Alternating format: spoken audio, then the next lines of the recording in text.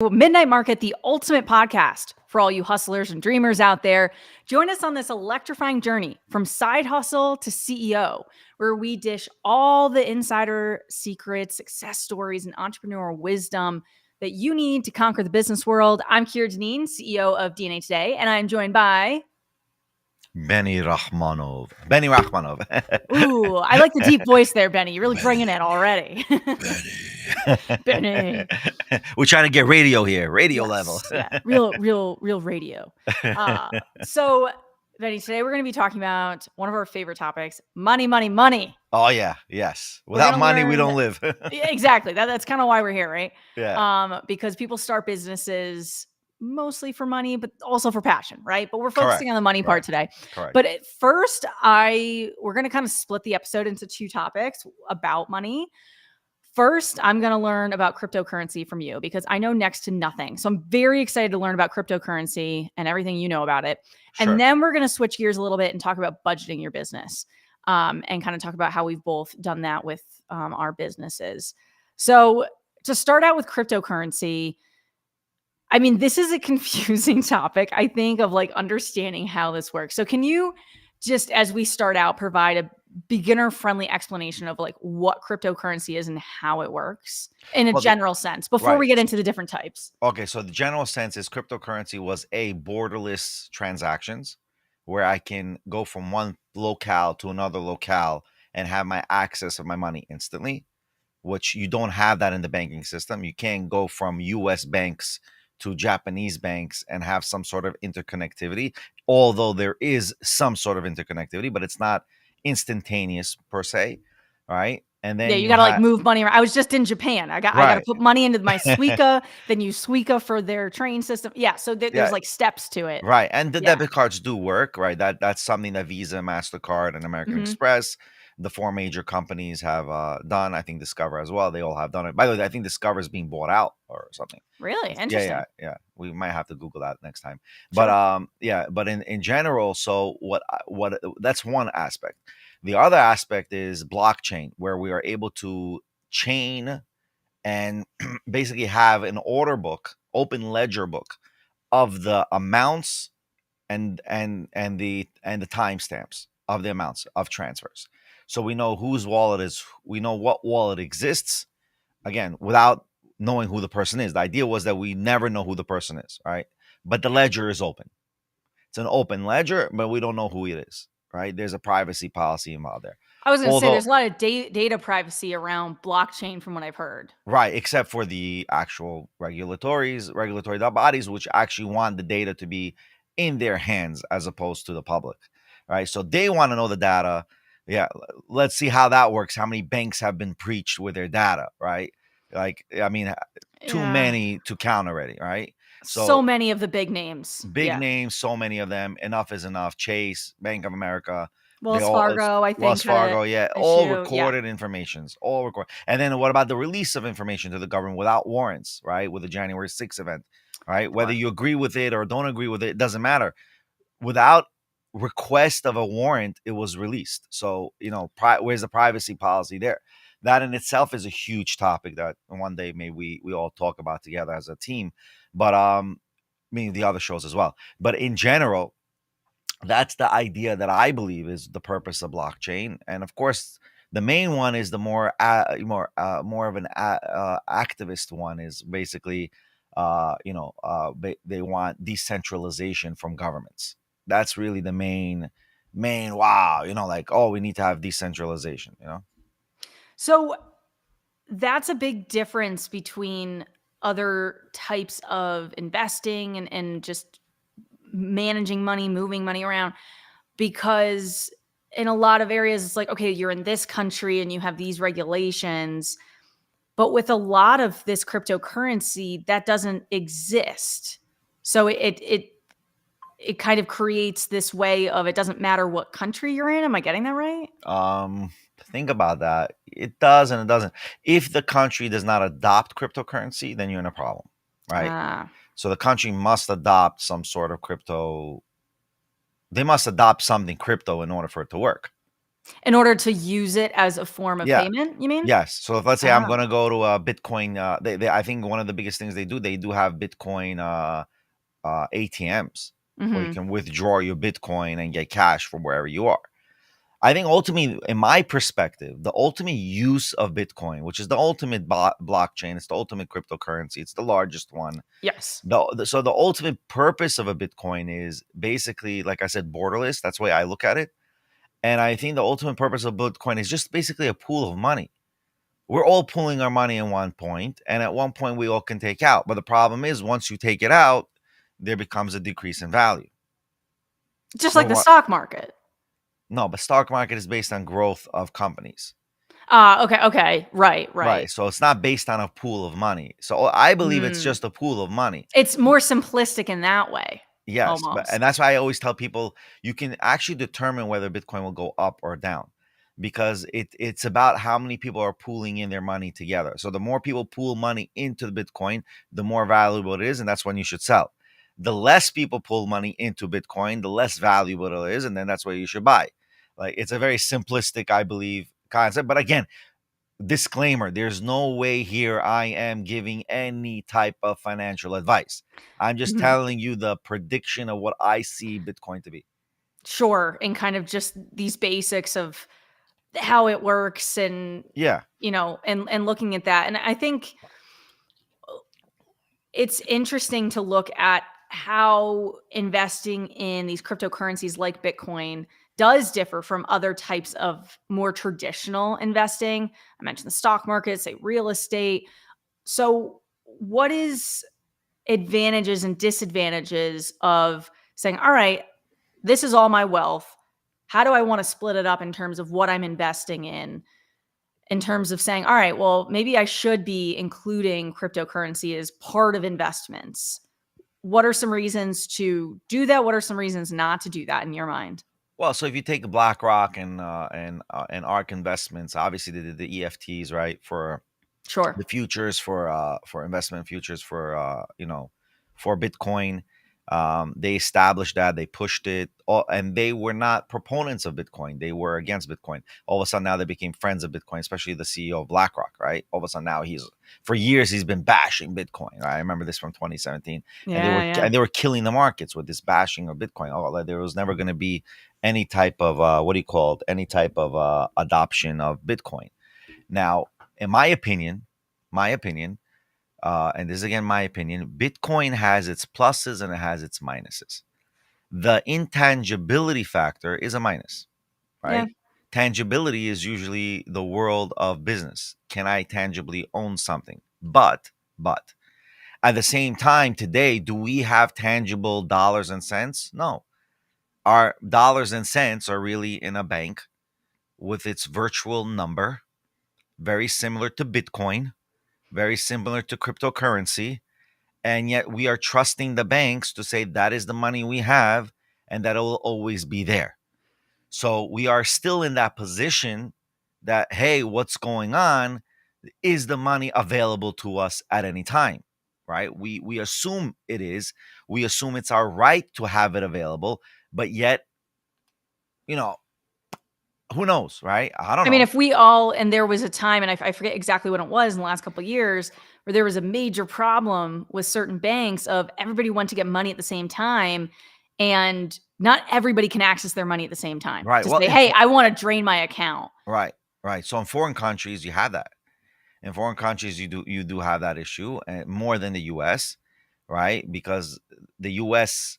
builds the system where you're able to interconnect with each other, right? Which basically means Zelle I think helps a lot. Without a company like Zelle and these virtual, actually Chase started it with QuickPay, right? Without those types of instant transfers, I think it would have been there will be huge problems with the banking system because what would happen is that people who want to cash out won't be able to cash out. Until today you still can't cash out.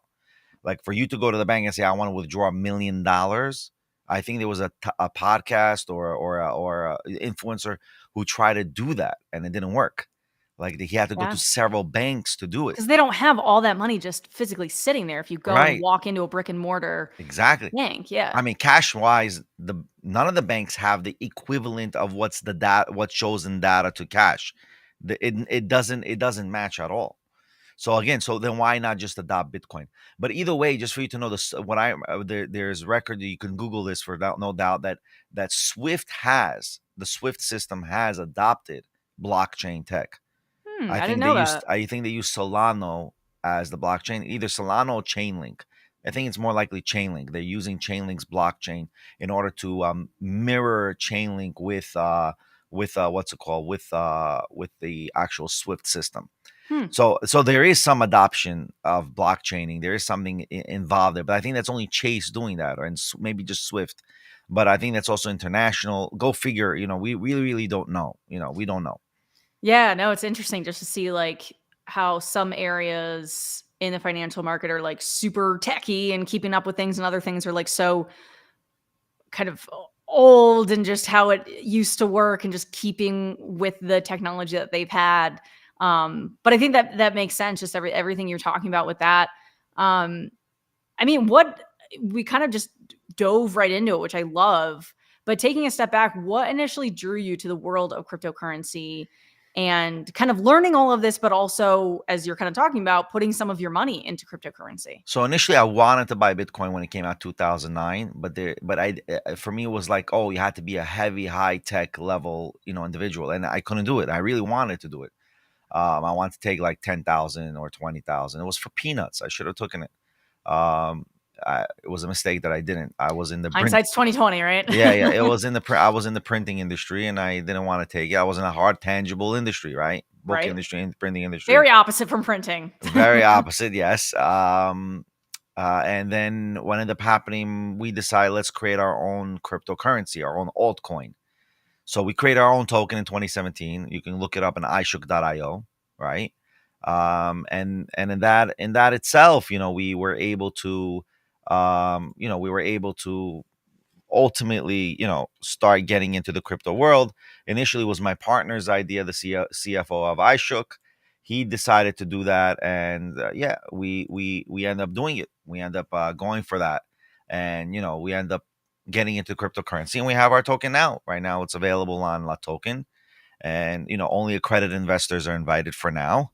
Ooh. And we ask everybody to really take in consideration, and then we take it from there. That's how we look at it. Yeah. No, that's very exciting. I think it's cool just to see what are the cryptocurrencies out there and what people can be researching and doing. So we've talked about Bitcoin, you've mentioned this iShook one. Are there other ones that are on your radar, or are they so small that it's kind of hard to keep track of everything? No, there are many ones out there. I'm not going to tell right now which ones because I want to promote our token, right? So we Sure. have SHK, iShook.io. You can look it up, or you can look us on CoinGecko, and we're growing. We're growing. We've been around there. COVID really stopped our flow. But what I definitely tell everybody, the number ones, that the big three that you should always look at, it's basically going to be, it's actually really big four. It's going to be Bitcoin, Ethereum, XRP, which is another one, and then XRP, which is Ripple, and then you have Dogecoin. These are the ones you always have to be looking for, because these are the ones that are always, I believe, and also most likely Polygon. There's many more, Polygon and what's it called, and Polkadot. These are the ones I believe will always be around because of the technology around their product. So in that itself, we have to understand it's not just about the token. There's the technology behind it. And what does the technology do? What does the blockchain do? What does it do for services? What does it do for, like, there's many things that it can do, and we need to know what it does. You understand? And that's, I think, the major play, like where technology with the blockchain works. Now, Bitcoin became a cryptocurrency, it became a digital asset, and it became a utility. So that itself is undisputed. Everyone else is the question. Ethereum, so Ethereum for sure, I also believe is a utility. But whether it's a cryptocurrency like a financial tool, I don't think Ethereum is a financial tool. I Hmm. think you can invest in Ethereum, you can put money in the pool, but it's not necessarily a financial tool. Ethereum is used mainly, the reason why you need Ethereum is to create these smart contracts where I create alternate types of blockchain under the Ethereum blockchain in order to do certain actions, right? So that's the major concept. And again, don't forget what has been done with Ethereum is that there's been many networks of Ethereum created. Binance has its own network. They basically adopted the network and then they expanded it to their own, I guess, their own closed network, but Ethereum, so to speak. So more of a tool, Ethereum, rather than a currency, it kind of sounds Correct. like. Correct. Yeah. Correct. Correct. Yes. Interesting. That's how Wow. I look at Ethereum. I don't Yeah. think Ethereum ever is going to be a Bitcoin. I think Ethereum's max ever, I believe its potential max can only reach to 20K ever. Mm. I think that's the max, my opinion. Yep. Again, my opinion. Don't buy because it's going to be reached 20x, right? 20,000. I think what will it be? It'll be at a 5,000 mark. Right now it's about 3,000. It'll reach a 5,000 mark rate, and I think it will stay there in a sense that because Ethereum is constantly burnt, constantly mined and burnt and bought. It's like for you to do transactions, you need the gas money, which is Ethereum. So really volatile then in terms of just how it can change. And I know that's been something since even, Well, Bitcoin. I don't know if it's volatile because it's been stable at 3 almost Okay. for a couple of months. I mean, I Yeah. don't see not much volatility there. Okay. Yeah. I mean, so then we've talked about kind of with Bitcoin of, I like how you phrased it with the simplicity of when a lot of people, have Bitcoin and that pile is really big, it's worth more. When the pile is smaller, it's worth less. Are there other factors that you think about that contribute to the rise and fall of what these cryptocurrencies are worth? Oh yeah, definitely. So a lot for so let's go from the low to the top, right? We'll talk about these altcoins created by all these companies. Thousands and thousands of ICOs, initial coin offerings, were done in 2016 and 17. All of them disappeared. Almost 90% disappeared from the face of the planet. Wow, that's Wh- scary for people because that of COVID. invested their money Because of COVID, there. of course. But they're stupid. Yeah. Whoever invested is stupid. I'll tell you why they're stupid. Because most of these ICOs, people created ICOs of a product that doesn't exist. Like, Mm. give me money now and I'll do the product later. Listen, do you know how many people I had dealt with like this? Give me money now and I'll do it later. You have to be like a savant project manager, Yeah. right? That you do projects for a living that you can say, give me money now and you'll get the result. How many have ever been able to do that? Very few. And we're relying on people to be able to give you to receive money now and do it later. The US is probably the only countries you do work now, get paid later. Mm. In all other countries, they get paid first and then they do the work. And honestly, I've done that, and we do that, and we do that with many companies overseas. They don't do the work, so it's a huge problem. Our company, iShook, we had already invested close to 1 million plus that time in 2017 into real life products, and then ventured into cryptocurrency, and doing the public, raise, which we never did much of the public raise. We failed in the public raise because once we got into the public raise, boom, the crash started. And what was the crash? 2018 Bitcoin crash. And we just missed the boat of making millions of dollars that we could have really propelled the company much faster. But in hindsight, I'm glad it didn't happen because we're in a better position now with AI. And I feel like this is our start. And all the years that we've done all the work till now was to prepare till now. Yeah. I mean, AI has changed the game in so many different ways. Is there an intersection between AI and cryptocurrency? Well, I have a few ideas, and hopefully, iShook will Hmm. be developing it. We're not gonna. We're just giving you a glimpse of an announcement that Sure. there will be some sort of AI intervention with crypto, and blockchain that we want to do. But Exciting. I'm not announcing what it is yet. I like the teaser. No, that's Yeah, yeah. great. I mean, Well, there's listen. definitely there's got to be um got to be ways that works. Obviously, I'm pretty new to crypto and learning all of this, but we can chat offline about that because Yeah. the listeners only get the teaser. Yeah. No, the company, the staff get to know everything. Yes, yeah, exactly, right. We make announcements, and obviously we have to, Yes, it's part we're of my payment, right? yeah, that's I get the insider secrets. yeah, yeah, definitely do. You and Chad, Me and the rest Chad, right? and the rest of the team, Daniel and everyone else. And I mean, kind of just talking about this, what are some misconceptions that you've encountered about cryptocurrencies and how would you debunk those misconceptions? Okay, so I would want to tell all the traders something very, very important. And I think the traders really need to understand this very strongly. And what I would tell the traders is you need to look at a company that has actually uh, a product.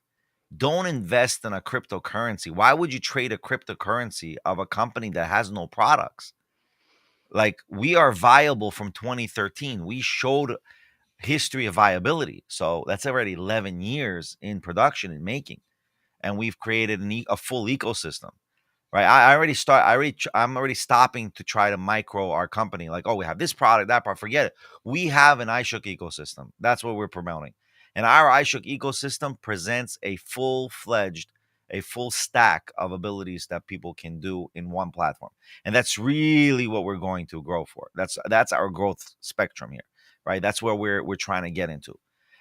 So the best news I could tell the traders: listen, look at our platform, look at iShook, iShook.io, check it out, look at our token, look at it, read our white paper, and you'll understand what a real company really does. And I believe we are a real company. Of course, every company has ups and downs.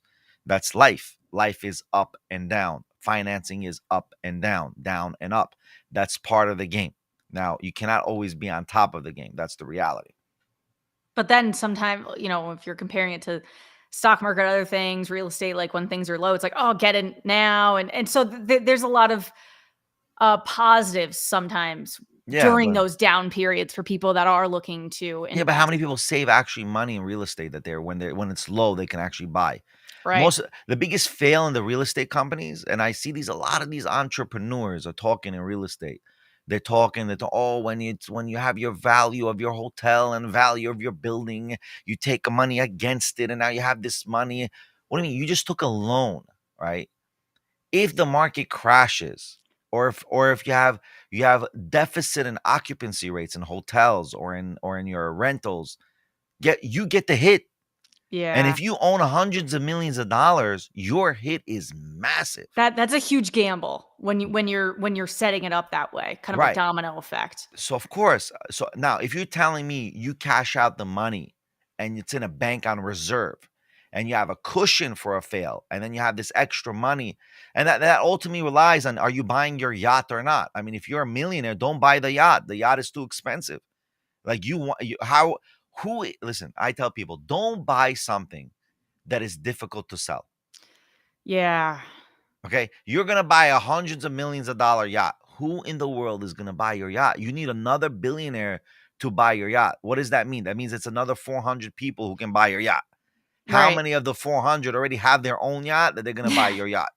Yeah, So like what is that supply and demand looking what is like? the supply and demand Yeah. look like? So a little advice to billionaires: if you build a yacht, make the yacht into a cruise liner as well. Like, get it, Mm. Airbnb your yacht. That's what I Yes. tell you guys. You want to make money? Don't leave your yacht burning money. If you're not using the yacht during the year, right? The off season that you're not using it, make it into Passive rent my income. yacht, passive income. Yeah. A few billionaires from a small guy teaching the billionaires how to make money. Yes. No, I love it. I think You ways to like it? kind of look at, passive income and ways to have an asset of yours be having multiple functions in that way, I think No is doubt. No is doubt. really smart. Right. Um, so we've talked about a lot. We've talked about kind of the cryptocurrencies, the ones out there. You've given great insight and just kind of how you've gotten into it and a little bit of like the background of how it works. Anything else that you kind of wanted to hit on before we, switch to business budgeting? Well, I don't know much. What else can we really talk about cryptocurrency? I mean, the reality, there's so much. I mean, what else can we say in a small jest right now? Yeah. Um, in reality, cryptocurrency, I think, will be, now will is the future, right? The mock of its technology is the future. Now, would all these altcoins or all these other types of crypto blockchain, will they become a financial asset? I don't know. I mean, it all depends on what the government does and the SEC and all the regulatory bodies do and what the Congress will do in America. It already has been adopted by the big China, Russia, Brazil, BRICS, I think it's called, right? So the BRICS concept has already been adopted. So all that in itself, it's there, right? It's part of the game. So the people are adopting the cryptocurrency as specifically Bitcoin, right? So Bitcoin, we're talking about Bitcoin. That's the only one that they're really adopting. Are they adopting the other ones for their finance for as our government's adopting other ones? I don't think so. I don't think Mm. any government will adopt anything but Bitcoin and Ethereum. Ethereum is an asset that can adopt. And once Mhm. Ethereum becomes adoptive, then it really amongst the Ether blockchain, all these sub tokens, it depends on what kind of company you are. What are you doing? Like what are you doing? What is it for? In our point of view, we don't look at our cryptocurrency as the main part of our company. It's an asset of the company. So Mhm. it's not the main right? It's an asset. There's points for it. If you read our white paper, it's really meant its main use was advance payment for royalties, where you get here's your royalties, and then you can redeem your royalties in order to create less money transfer transactions Hmm. that pay out Visa and American Express or PayPal or these other companies that take receivables for you, that you do it less at a time. Basically, we don't want you constantly withdrawing, but we want you to have the ability to withdraw at any time. So, for example, Amazon, when they pay out royalties, or other companies, Shopify, well, Shopify, you pay out royalties, but the payout is through Visa, Mastercard.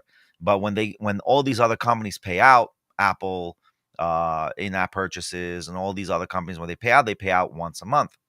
They give you a 1 month deposit. Who can live on a 1 month deposit? Yeah. Think about it. It's difficult. So what ends up happening is those kind of companies who are giving, or even YouTube once a month, right? Or when you reach a certain, but you can define your threshold when you get paid. But nevertheless, once a month. But at least this way, we give you a token and you can initiate when you want it, what time you want it. That was the whole idea. And Hmm. then this way, you can keep your royalties, because then those royalties can be applied for further advertisement in the platform. So there's many usages that we have in our iShook token and our other blockchain techs that we're developing and that we have developed. So that's Yeah, that's basically it. exciting. Yeah, yeah. Yeah, just to see all the different ways that you can use it and the advantages behind it. And, it does seem like how can, Bitcoin and these other types of cryptocurrencies not be much more prevalent in the future. So I think that it's definitely one to keep learning about and everything. So yeah, thank you for letting me pick your brain about it and stuff. No, I no think, doubt. Well, that's what I'm yeah, here I for. definitely That's have what to I'm here. keep learning about it. Yeah. But kind of switching topics a little bit so we could talk more still about money, but talking about budgeting your business. I think this is so important for entrepreneurs, especially that are those entrepreneurs that are kind of newer to the space or maybe starting a new company. Um, why is it important to have a budget, first of all, to manage finances and to achieve business goals? You've had multiple businesses. I've had one. So you have a smidge more, I should give you more credit than that, but a lot more experience with budgeting, and you got a lot more people on payroll and everything. So, why is it important to have a budget? Well, how do you define a budget? Budgets can be tricky. You can lose money, you can gain money. So when you lose money, what's the point of the budget? Your budget is destroyed, Yeah. right? Once you lost money. Um or if a person throws a wrench in your profit margin, or whatever, does not keep to their word, misrepresents a deal, there's so many things that can happen when it comes to a budget, or misrepresents their capabilities. That throws your budget off. And I tell this to people all the time. You want to work with iShook, you want to work with me, very simple. Make sure you do more than you are being hired for to do. Because if you do less, you cause me financial loss. But if you do more, you only made me financially successful, and you'll get more reward, and you will get rewarded. That's how I work. But the problem is, if you do, if you're coming in to clock in, you're not for iShook. You're Mm, not for us if you're coming to clock in, because we're not here for clocking in, right? We're here to make something tremendous, right? Something huge, something big, something that everyone can use, something that everyone can gain off of. This is what we're here for. So that's the first thing you have to look at your budget. Who is coming into your circle that will help you in your budget? mm. Okay, because if they're here and they're just threw a wrench in your gears, they just ruin your whole budget. Like, this is something that very is important for every entrepreneur. Make sure you have the right entrepreneur, the right The right players in your team team, members. the right Yeah. players, the right players. If you don't have people who will take consequence or take, and understand what their actions do, and also this is so important. This is so important. And I learned this very, very, I'm too trustworthy sometimes, right? It's very problematic. Now I'm not doing that anymore. So what happens is, if people misrepresent themselves, it's a problem, because if you tell me X, I will build off what you told me, right? Your word needs to mean something, because I can't be sitting there waiting every minute for you to send me an email or send me a post telling me what it is, unless you write it down. And if you're not writing things down, then it's also a problem. Yeah. But if you wrote something down, let's take the fact you wrote something down, you presented to me what you wrote, and what you wrote doesn't happen, right?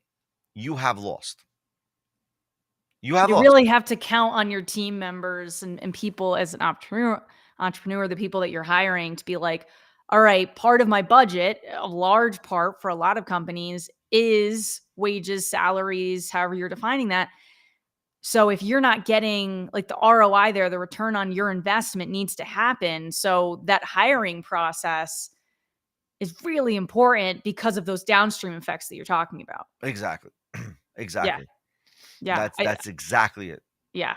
Yeah. I think that's really important and looking at, okay, what are the business goals you have, hiring the people that are going to help you get there, and that you're not having to micromanage. I think that's something that with different team members that I've had through DNA Today, it's like team members that are self-starters that are just like, hey, I'm going to do this and ask you questions as needed, but not necessarily have to be approving every little thing. Like that's when it really starts working well, I think. Of people, you're like, all right, I can trust this person is just going to do these tasks and have these responsibilities, and I don't have to worry about it because they're handling it, and that's what I'm investing. So I think that makes sense, and this might be a little bit more applicable to you than me. I mean, I guess I have a little bit of this, but that there's different types of budgets. So I know for me, having like my main product for DNA Today is a podcast. So the biggest part of our budget is marketing, of looking at how can we spread the word about the show, how much are we investing in that to then get more listeners, and then I can charge more for sponsors.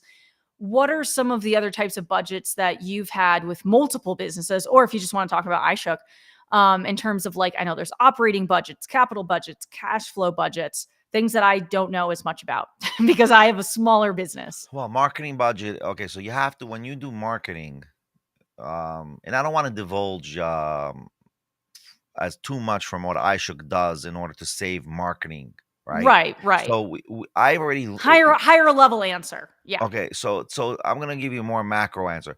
Try to find tasks. For example, let's take marketing for example. Okay, try to find how to market yourself with a one-time payment, Mm. which means what? Focus on an idea that markets multiple things, or is a venue to market multiple ideas that you have, and pay and make sure it's a one-time payment. Basically, make sure you're Hmm. paying one vendor that lets you do that. Can you think of an example for that? So I can say right now, YouTube is the example. Okay. YouTube is a funnel. It's like, for example, if let's say you would be right now, Nike. Would Nike not sell to Marshalls, or would Nike not sell to the Nike store? There's a Nike store, but there's Mhm. also a Marshalls, and Right. there's also other we're talking about old school type of today it's much less, right? But we're Mhm. talking about like they would not sell Nike into Kohl's, right? Kohl's sells yeah, like Nike. Yeah. Nike would be there. Nike would maybe not the high end Nike, but the Nike will be there. The brand will be there. And you'll be ridiculous if the brand is not there. The brand must be there, even though you have your own store, right? So even though you have a Kira Denine is a brand, and plus she has a brand with DNA today, right? That brand will be ridiculous not to be on YouTube or any other platform. Okay. But make sure that when you're on one platform, you invest on that one platform for all your marketing, but then retroactively backlink all the other places you're in. So to make sure that whatever you're investing your time and money in, because YouTube, you could say, well, you're investing your time, right? And producing that, uploading that. So there's also different types of investments.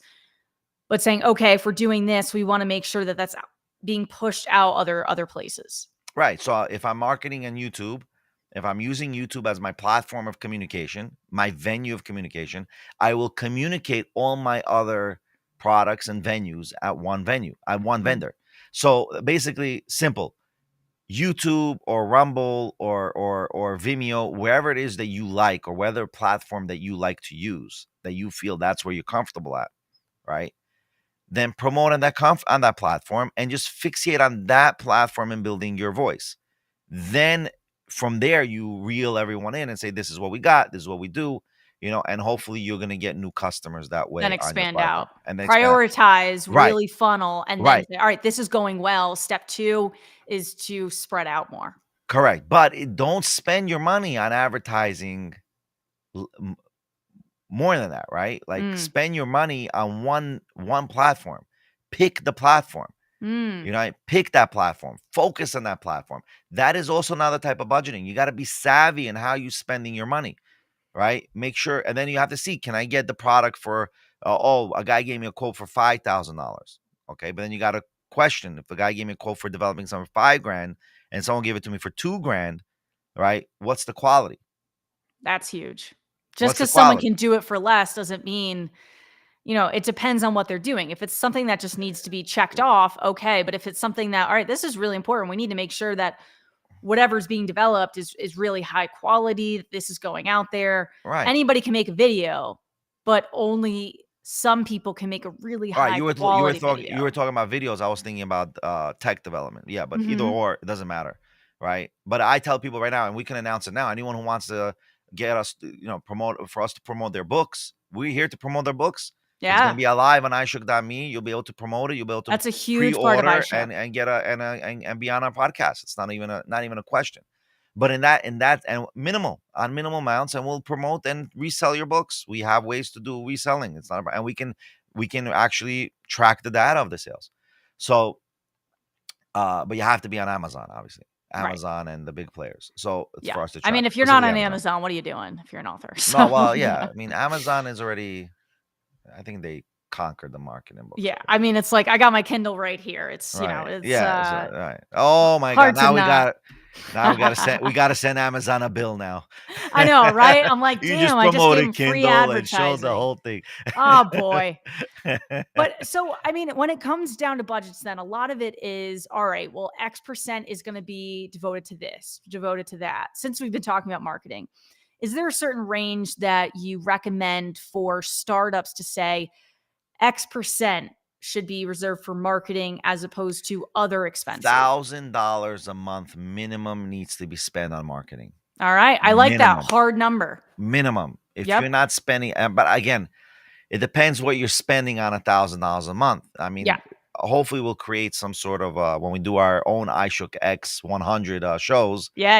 Yeah. Then we'll create booklets and showing people what new products they can do, sequences, and What to spend that $1,000 right, on, like what exactly is going what to get you the biggest bang for your buck. Yeah. exactly. So with all that being said, I would suggest everybody to do a lot of research, but you need $1,000 minimum a month, minimum, minimum. Don't even nothing I mean, less. nowadays, 1,000, it's like not even that much, It's not. It's It's not like much. It's not much. Not with much at all. inflation in the last couple of years in the United States, it's just, yeah. Well, it depends on when you're spending the 1,000 a month. But if you have tech products, I mean, it all depends also.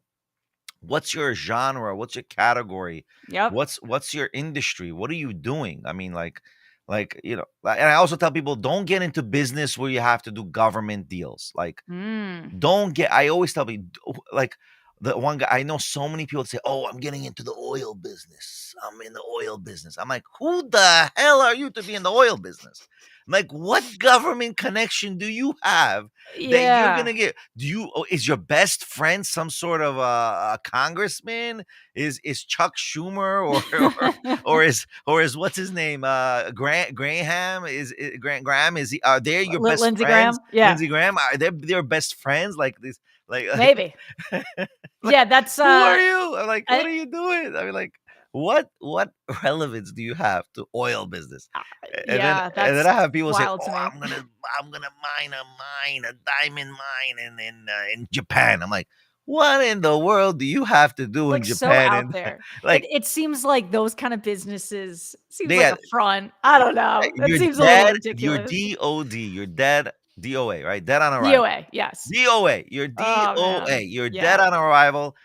Don't even look into those businesses. That's just the yeah. most ridiculous thing you can ever think of.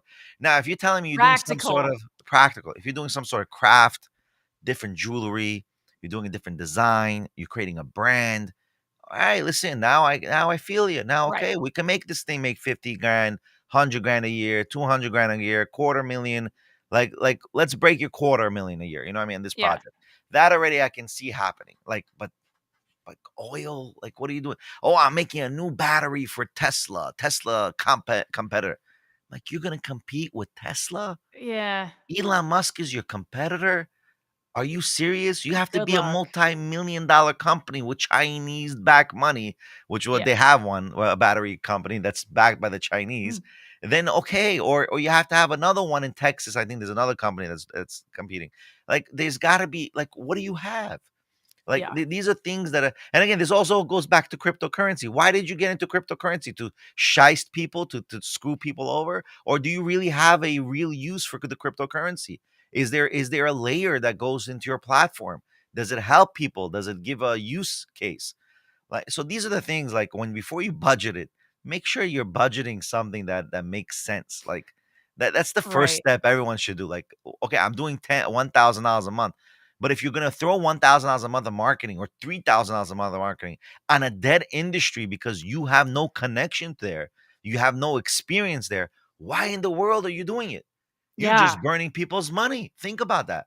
But the thing is, people like to burn people's money. It's easier. They do, they do. Yeah. I don't But like I it. I think hate it.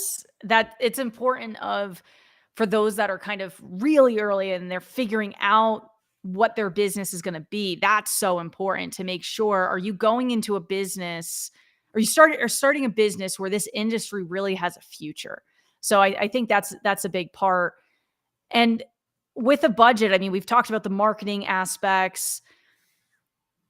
How should people be coming up with their budget to begin with? I mean, there's a lot of different aspects to this. I think a big part is looking at what are your revenue sources currently or going to be, Okay. and Yeah. estimating that income so that you can actually create a budget.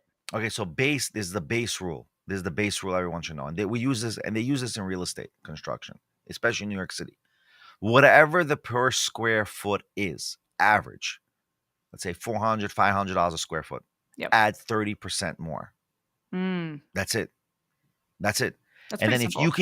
if you can get it below budget, which is, go for it. Try to get it below budget without affecting quality. That's fine. That means if you can get a certain item number in quality wise from another company, right, at a cheap rate because you have some sort of connection, you're bypassing some wholesalers, some brokers, go for it.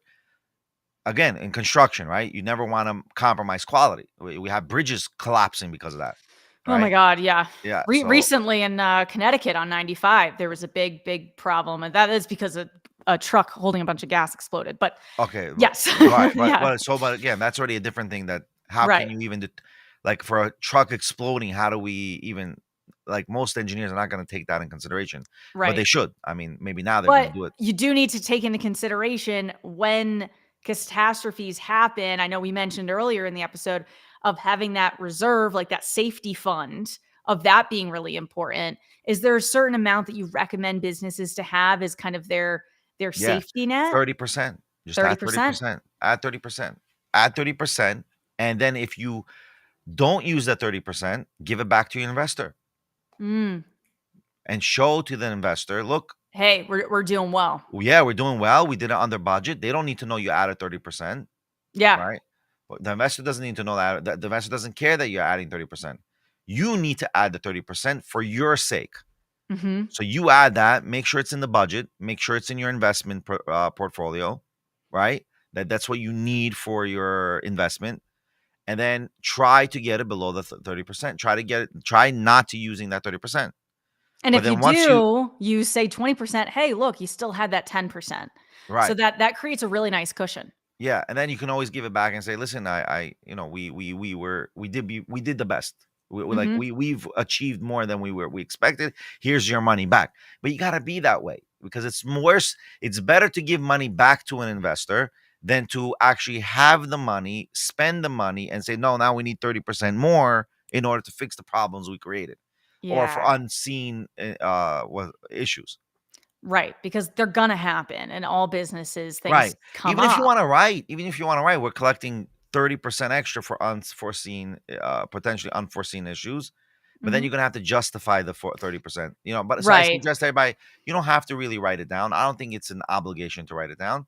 Yeah, Just add you're it to coming yourself. up with how much your that invoice is gonna be. Right. So, I mean, you have to have some numbers behind it of explaining kind of how you're coming up with it. But in terms of expenses, I'm learning that there is fixed costs, variable costs. How much do you know about this? I mean, with fixed costs, I think of, for me, like every month we pay for certain digital tools. So we have an email newsletter, we have what is it called? Like Photoshop apps. We have different things like audio editing apps. Like that's, kind of a lot of our Right. expenses. So I suggest, and this is what we do in our communities internally. Each, like, let's say you do newsletters. How many sponsors you have in a newsletter? Hmm. Make sure you have your sponsor just for the newsletter committed for the year. Cut that expense out. Cut that budget out.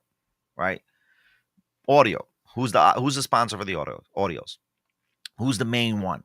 Cut that out. Tell them, listen, this is the package. We want you just to cut our expense. Have This is our them cover expense. those expenses Have them indirectly. cover the direct expense. And then Yeah. every sponsor thereafter is a bonus. Yes. That's how you I gotta love look at that. it. That's how Yep. you gotta look at it. And Yeah. That's basically how we've set it up. Yeah. that's how you should set it up, and that's how you should set up in any other project that you're doing. That's so important. And I tell people that, I don't tell people, but this is the advice if everyone would ask me, and that's what I tell them. Like there's a lot you can do, and there's a lot of things, and for some reason people don't know this. It's just they just don't know it. So like you have to figure out how to know this, right? So it doesn't come overnight. And it's a lot of trial and error. I think, especially even going back to the marketing, it's like, you might say, all right, well, this month, let's try this and see how it works. And it's like, all right, that didn't perform as well as I thought. Let me do something else for the next month. And so I think that's kind of true with other things. Like you might be looking at, say, a digital tool or hiring someone, and you're like, I think this is going to be good, but I'm not sure. Right. And so, I think looking back at your budget every so often is really important, and recalibrating it to be like, hey, this is working really well. So I actually want to allocate more of the budget to go towards this aspect because the ROI is awesome on it. And kind of just looking at those like key performance indicators so that you can keep going back. How often do you recommend for people to re-strategize their budget? How often? Depends how you want to grow. What's your growth Mm, level? yeah. Of looking at depending on how Right. fast things change too, I guess. Yeah, it's also Yeah. about adaptation. There's many factors involved. Yeah. Is there other ways that you think about how to track performance and how well things are doing so that you can use that information to edit budgets? Mm,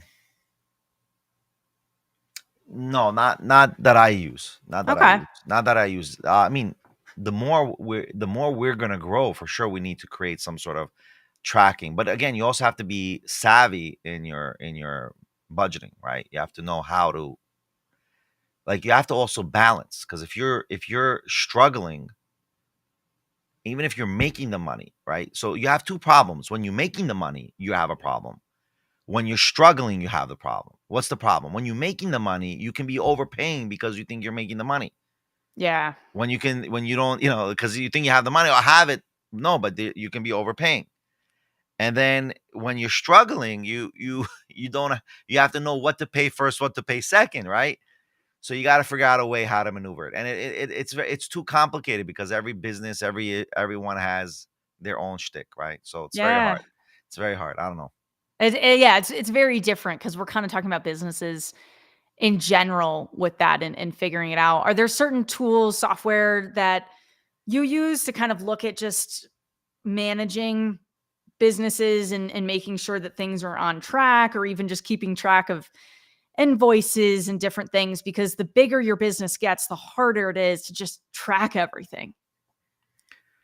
Yes. Yeah. So you need a lot of automated platforms to do that, so it's not so simple. I mean, but hopefully, listen, my goal is eventually to, depending on the structure where we're at, we might develop our own, tech in order to, monetize that kind of service. But we'll see. We'll see.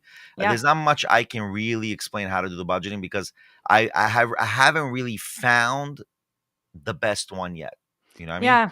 I And haven't it's really hard because found. everything's different, as we said. Like, Yeah. what works for one company in terms of breakdown of budget of, 20% to marketing, 40% to salaries, like, that's not gonna apply to every business, especially for a lot of people that are listening to this.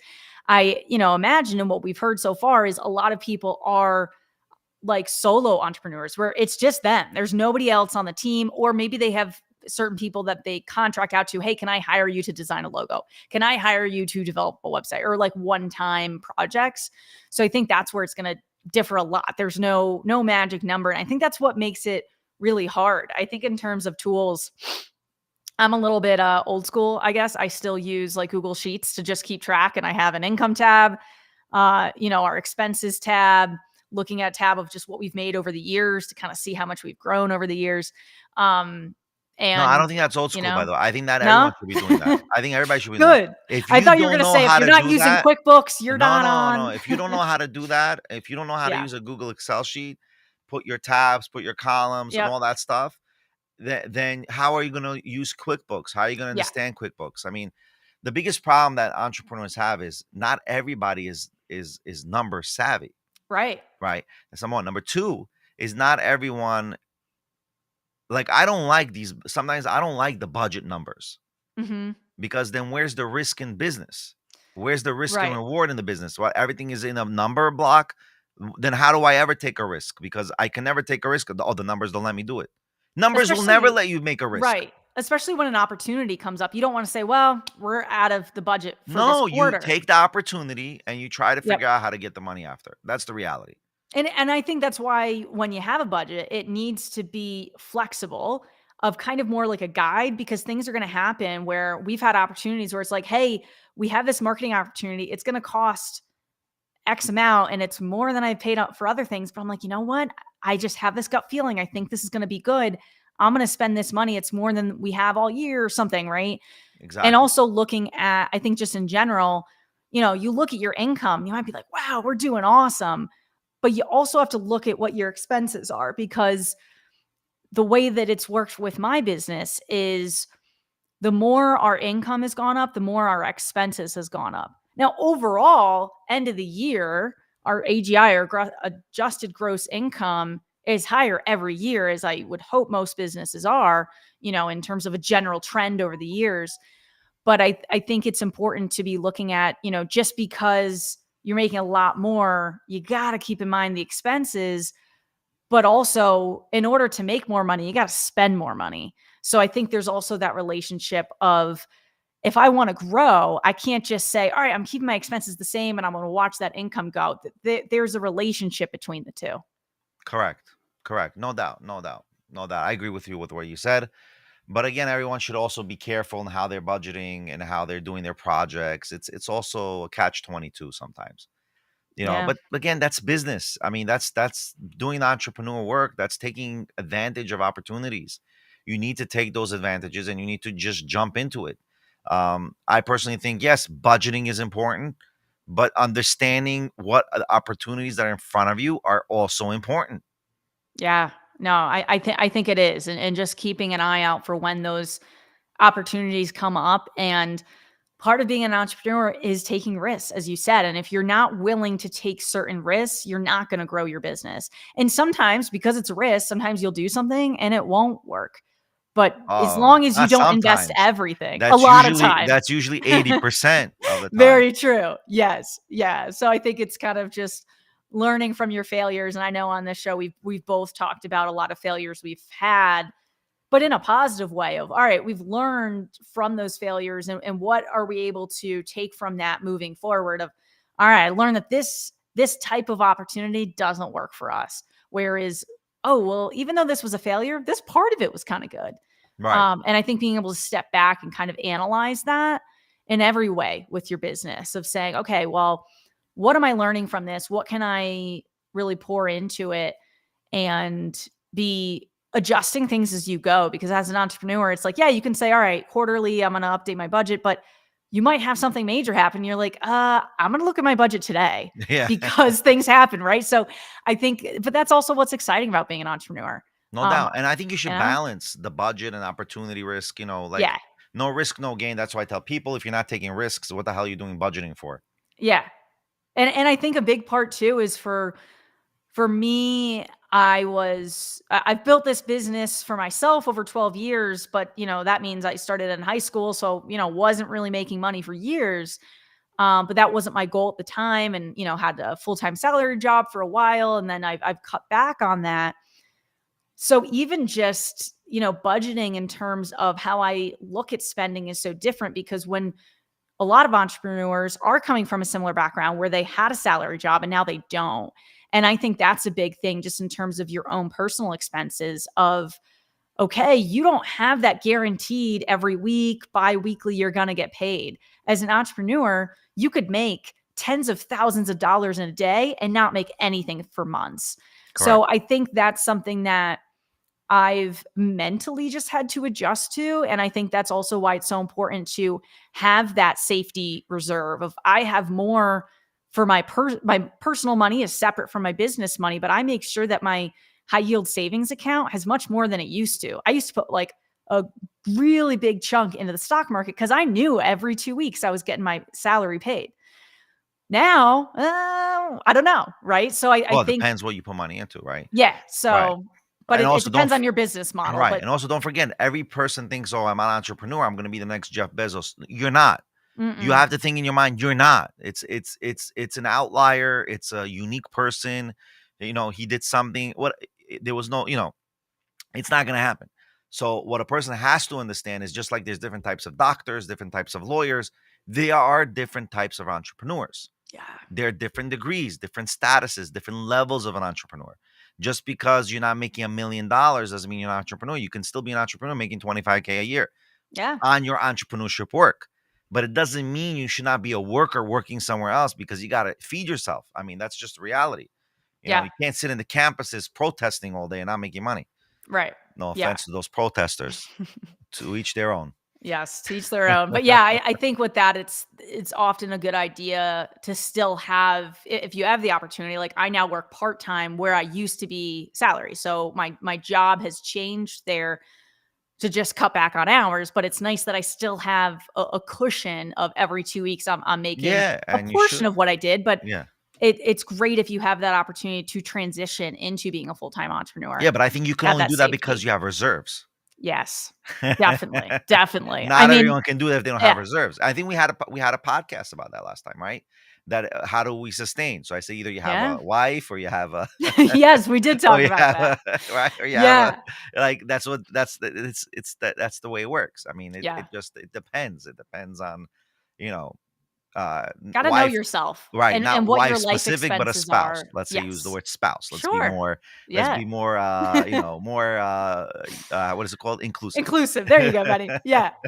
No, but this was great. I mean, I love talking about money. I think it's something that is everybody gets fired up about, and I think there's always so much to learn in this. And I want to give a book recommendation. I recently read Rich AF by Vivian too, and it was just a fantastic read. And it's more about personal finance.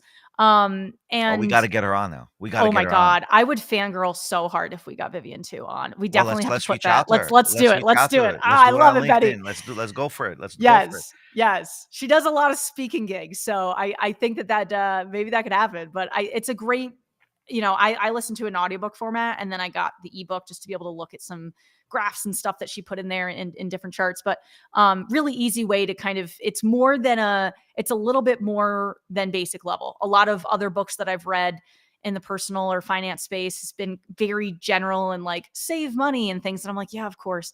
But this one a little bit more in detail, and I really appreciated that. Benny, I think you probably know everything in the book, but for No, people that are maybe my age that are still learning a lot and where to invest your money and the order of operations of maxing out if you have a salary job of that 401k matching, you got to do that. That's free money, right? Certain things. yeah, Um, I'll be honest with the subscribers and the watchers, right? The viewers.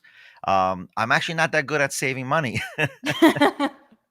maybe that's a whole episode right That's there. a whole episode because I tell you why. I'm a firm believer is when you're if you up to 50 years old, invest your money. Yeah, Don't save your money. Because if you're saving your money, you're stashing, it's not going to grow. it's not going to grow. You're just Yeah, losing the value, right? You're yeah, losing the value. So I always say if you make the money, spend the money and investing the money. yeah. You No, will I lose, you will completely win, but agree. you're going to win at the end more because that by you're 60, 65, you're going to have a good retirement with your Oh, investments. Of yeah, course, you need to know how to invest. right. That's the problem. And maybe we Mo should do an episode on investing specifically because Well, I we think need to get bigger investors on the show. I mean, that's for yes, sure. that is true. Yeah, we need to Yeah, get bigger investors who can give more yeah. macro template in how to Yeah. invest. And I think, I'll kind of leave my last thought. My uncle, shout out Uncle Bob, that, big thing that he's always talking about is compound interest, compound interest. And I'm 28 right now, and I've been investing in, S&P 500, and it's been so exciting to watch that money grow. On the other end, when I see it dip, I'm not concerned because I've got decades for that to come back. And we've seen that over X amount of time, the stock market has never lost money. I think if it's like 20 years or something like that, and I can't remember all the numbers, but so important when you're young to invest because that $1 will be so Right. much more when you retire. And I'm probably not retiring until my 80s, I hope, because I love doing what I Oh, yeah. do. I mean, even if you're not So retiring, you're still considered retired because of the money you made already, right? sure, and, like, Right. living on just the interest you make every year, but Right. I get so excited about this. We are over time, so I wanna be Definitely, respectful of your definitely. time, Benny, but, hey, we're Always. passionate. I think people can really sense this, I right? love it. I love it. I Yes. love it. So Guys, thank you, tune everybody. in again, subscribe to our shows, Midnight Market and I Should Co. Yes. Be Alright. well, Until everybody. next week.